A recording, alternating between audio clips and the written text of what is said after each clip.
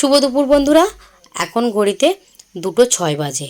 এখন এই যে দোকান বন্ধ করে এলাম, এসে এবার দুপুরে রান্না বান্না শুরু করব। এখন দুপুরবেলা লোকে সবাই খেয়ে দিয়ে শুয়ে পড়েছে, আর এখন আমি রান্না শুরু করব। তার কারণ হচ্ছে সকাল থেকেই দোকানের ডিউটিটা পড়েছে আমার। মাম্মামের ড্যাডি গেছে একটু বাইরে। সকাল 9টা থেকে দোকানের ডিউটিটা পড়েছে আমার। বাবু আর বাবুর ড্যাডি ওই 9টা 10-15 করে বেরিয়ে গেছে বসিরহাট রবীন্দ্র ভবনে। বাবুর আজকে ক্যারাটে টুর্নামেন্ট আছে, সেখানেই সারাদিন কাটবে। সেই জন্যই ঘর আর দোকানের ডিউটিটা পুরো পড়েছে আমার, প্রায় সন্ধ্যে 7টা পর্যন্ত চলতে থাকবে। তবু তো এবারে বসিরহাটে খেলা হচ্ছে বলে একটু তাড়াতাড়ি চলে আসবে, নয়তো প্রায় 8টা 8:30 বেজে যেত রাত্রি। দোকানটা বন্ধ করে এসে এই যে দুপুরে রান্না চাপালাম। দোকান সামলাতেই আমি ভাতটা বানিয়ে নিয়েছিলাম, ডালটাও সেদ্ধ করে রেখেছিলাম। আর দোকানে খদ্দের ছিল বলে ভিডিওটা করতে পারিনি। আর যেটুকু সময় খদ্দের ছিল না সেটুকু সময় ছিল দোকানের মাল গোছানোর পালা, তাই জন্য একটু ভিডিও করে উঠতে পারিনি। পটলটা ভেজে নিয়ে ওই কড়াতেই একটু তেল বেশি করে দিয়ে দিয়েছি।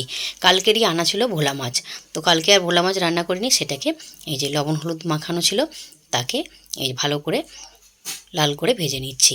2টো ভোলা মাছ এনেছিল, 2টো ভোলা মাছকে আমি 4 টুকরো করেছি। এই যে 2 টুকরো ভাজা হয়ে গেছে, বাকি 2 টুকরো ভেজে নেব। আর ভোলা মাছ এমনি খেতে ভীষণ ভালো লাগে। আজকে ভোলা মাছের তেল ঝাল করব। একটা ভোলা মাছ নয়, মানে একটু সেরকম নয়, খাওয়া যাবে, একটু নরম মতো। মাছগুলোকে ভেজে তুলে নিচ্ছি। মাছ ভাজা তেলের মধ্যেই মাছের তেল ঝালটা করব। সেই তেলেতেই কুচিয়ে রাখা পেঁয়াজটাকে দিয়ে দিলাম। পেঁয়াজটাকে দিয়ে একটু নেড়ে ছেড়ে লাল করে হালকা একটু ভেজে নেব। ভেজে নেওয়ার পর এর মধ্যে আদা রসুন পেস্ট দিয়ে দেবো। আদা রসুন পেস্ট দিয়ে একটু ভালো করে নেড়ে ছেড়ে ভাজবো। বরফের মাছেতে যদি একটু আদা রসুন দিয়ে ভালো করে কষা কষা করে তেল ঝাল করে রান্না করা হয় না, খেতে কিন্তু দুর্দান্ত লাগে।